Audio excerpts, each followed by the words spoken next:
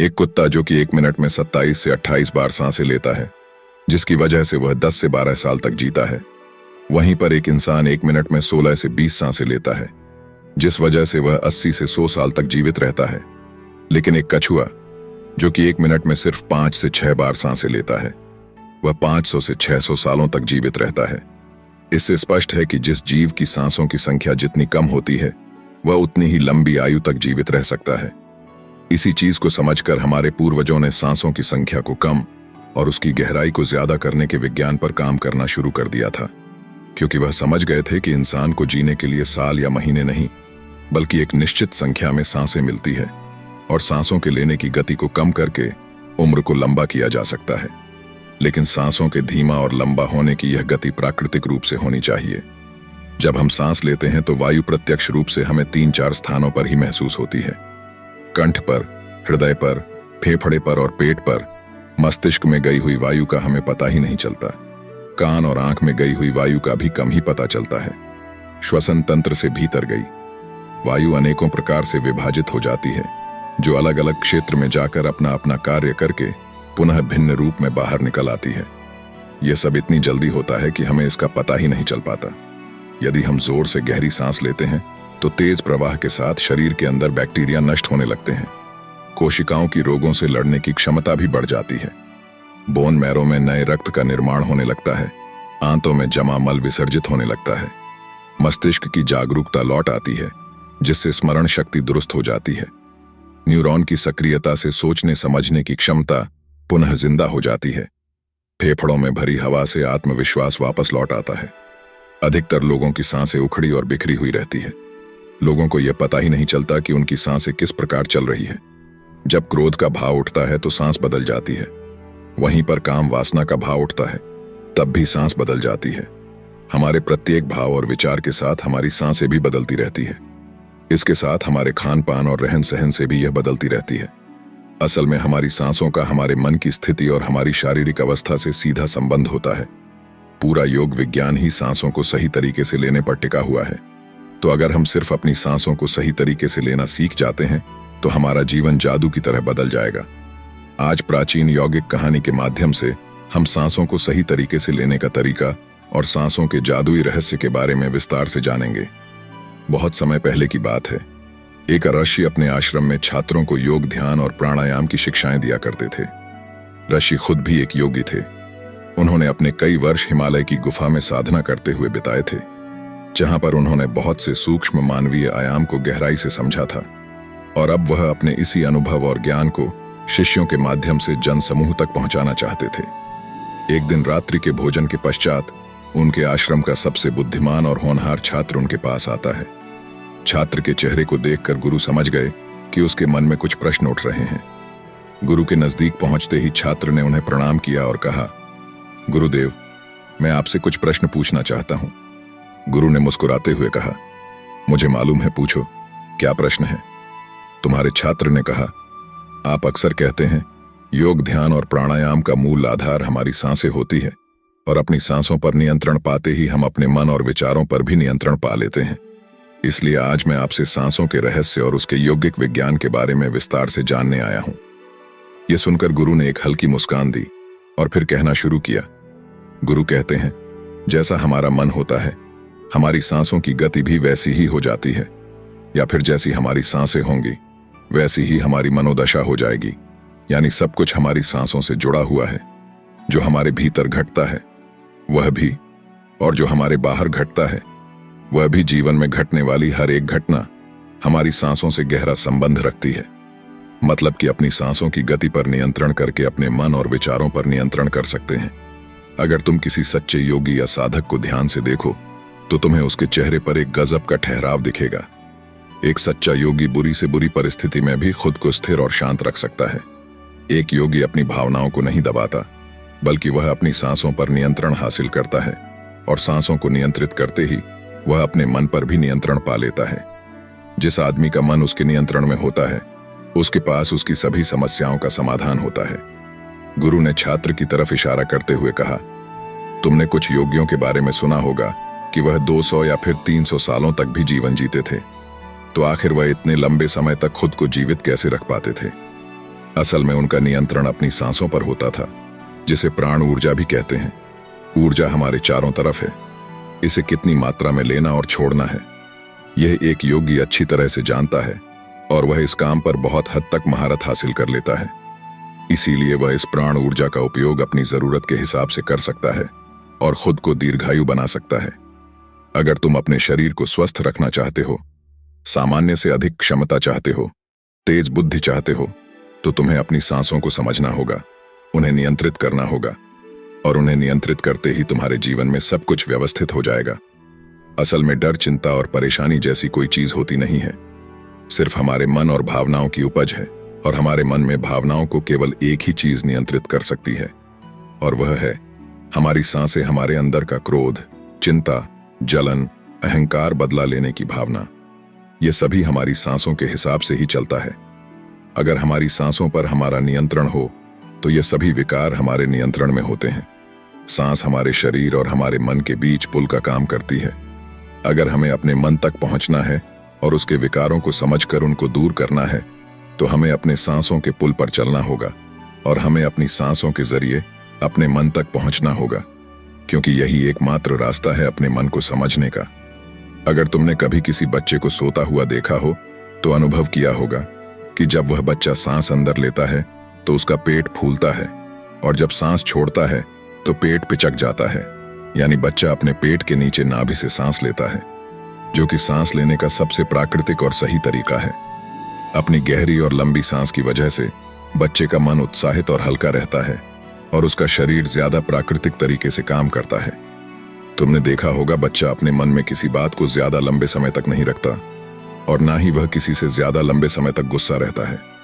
अगर उसे किसी गलती पर डांट या मार दिया जाए तो वह कुछ ही समय बाद उसे भी भूलकर अपने खेल में मग्न हो जाता है।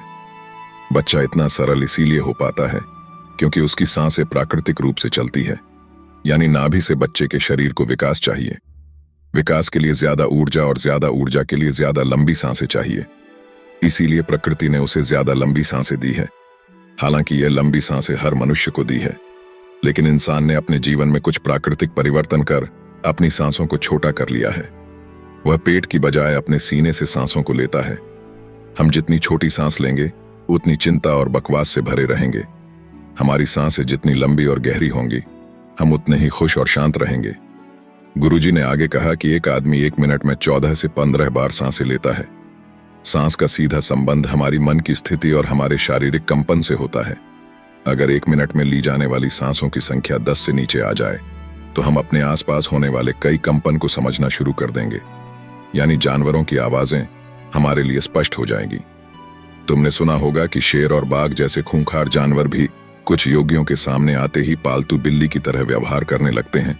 ऐसा इसीलिए हो पाता है क्योंकि उन योगियों ने अपनी सांसों की संख्या को कम करके जानवरों की आवाजों, उनकी भावनाओं और कंपन के साथ एक संवाद स्थापित कर लिया है। अगर 1 मिनट में ली जाने वाली सांसों की संख्या 9 से कम हो जाए तो पेड़ और वनस्पति जो कार्य कर रहे हैं वह समझना हमारे लिए आसान हो जाएगा। अगर हमारी सांसें 1 मिनट में 6 से कम हो जाती है तो बेजान चीजें कैसे काम करती हैं, यह समझना हमारे लिए आसान हो जाएगा। बेजान चीजों के काम और उनसे जुड़ी दुनिया हमारे लिए स्पष्ट हो जाती है। दूसरे शब्दों में कहा जाए तो ब्रह्मांड की प्रकृति समझी जा सकती है, और ऐसी स्थिति पर पहुंचकर ही बहुत से योगी और ऋषि मुनि ब्रह्मांड के रहस्यों और उनमें घटने वाली घटनाओं की भविष्यवाणी कर देते हैं। हमारा शरीर जितना स्थिर होगा, हम उतनी ही कम सांसें लेंगे। अगर हम अपने पूरे शरीर को स्थिरता के एक निश्चित स्तर पर ले जाएं और बहुत तेज सांस ना ले तो हमारा बोध बढ़ता चला जाता है।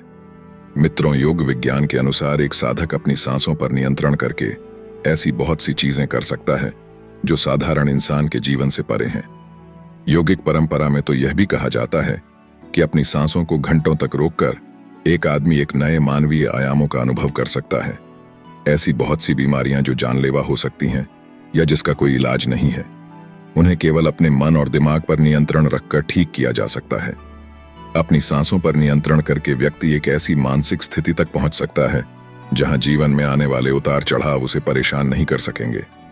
कुछ लोगों को यह सब बातें कहानी लग सकती है, क्योंकि आमतौर पर लोग ऐसा नहीं करते हैं, और कोई भी चीज जिस पर उन्हें यकीन नहीं होता उसे अंधविश्वास कहकर नकार दिया जाता है। लेकिन पुरानी यौगिक परंपराओं का पालन करने वाले लोग ऐसी बातों का दावा करते हैं। उन्हीं लोगों में से एक है रामास्वामी। हिमालय की गुफाओं में रहा करते थे। उन्होंने बचपन से ही योग की प्रणालियों का अभ्यास शुरू कर दिया था। 1970 में स्वामी रामा एक अमेरिकन रिसर्च लेबोरेटरी में गए। जब उन्होंने अपनी सांसों पर नियंत्रण करके अपने दिमाग और मन पर जब चाहे जितने समय के लिए अपनी सांस, ब्रेन वेव्स, हृदय की धड़कन और शरीर में बहने वाले खून को रोक दिया, तब लेबोरेटरी में मौजूद डॉक्टर्स ने स्वामी रामा के शरीर पर रिसर्च की और उन्हें मृत घोषित कर दिया। लेकिन इस अवस्था में भी स्वामी रामा सब कुछ महसूस कर सकते थे। यह देखकर वहां मौजूद रिसर्चर्स की टीम दंग रह गई थी। साथ ही स्वामी रामा अपने शरीर में अपनी मर्जी से ट्यूमर की ग्रोथ को घटा और बढ़ा भी सकते थे। रिसर्चर्स की जिस टीम को हिमालयन योगियों के सारे दावे अंधविश्वास और पाखंड से भरे लगते थे, वह अचानक से उन्हें इनर साइंस प्रतीत होने लगे थे। एक भीतरी विज्ञान जो साधारण मनुष्य की कल्पना से भी परे है। सांसों को ध्यानपूर्वक लेना यह एक प्राचीन यौगिक टेक्निक है। एक योगी जब अपनी सांसों पर नियंत्रण हासिल कर लेता है, वह जब चाहे तब अपनी सांसों को रोक सकता है। स्वामी रामा के अनुसार अगर आप अपनी सांसों को समझ गए तो आपके शरीर में होने वाली वो बीमारियां जिनका इलाज आज मेडिकल साइंस के पास भी नहीं है, सांसों के माध्यम से उन्हें भी ठीक किया जा सकता है। श्वास के गूढ़ रहस्यों को समझाने के लिए बाद में स्वामी रामा ने अपने कुछ साथियों के साथ मिलकर एक किताब लिखी है जिसका नाम है साइंस ऑन ऑफ ब्रीथ। गुरु ने आगे कहा, जब सांस विचलित होती है तो मन भी अस्थिर हो जाता है, लेकिन जब सांसें शांत होती है तो मन स्थिर हो जाता है और योगी दीर्घायु हो जाता है। इसीलिए हमें अपने स्वास्थ्य पर नियंत्रण करना सीखना चाहिए। गुरु ने शिष्य की आंखों में देखते हुए कहा, तुम्हें क्या लगता है, क्या तुम जितनी लंबी सांस अंदर लेते हो उतनी ही लंबी सांस बाहर भी निकालते हो? नहीं, सामान्य स्थिति में हम जो सांस अंदर लेते हैं उसकी लंबाई 10 अंगुल होती है और सांस बाहर निकालते समय इसकी लंबाई 12 अंगुल हो जाती है। यहाँ 1 अंगुल का मतलब 1 अंगुली मोटाई से है। हमारी रोजमर्रा की जिंदगी में कुछ काम ऐसे होते हैं जिन्हें करते समय जितनी लंबी सांस अंदर जाती है उससे कई गुना ज्यादा लंबी सांस बाहर निकल जाती है। भोजन करते समय बाहर निकलने वाली सांसों की लंबाई 16 से 17 अंगुल होती है। तेज चलते समय सांसों लंबाई 22 से 24 अंगुल हो जाती है। दौड़ते समय निकलने वाली सांसों की लंबाई 45 से 50 अंगुल तक पहुंच जाती है। संभोग करते समय 50 से 60 अंगुल तक पहुंच जाती है। सोते समय नींद में बाहर निकलने वाली सांसों की लंबाई 60 से 70 अंगुल तक पहुंच जाती है।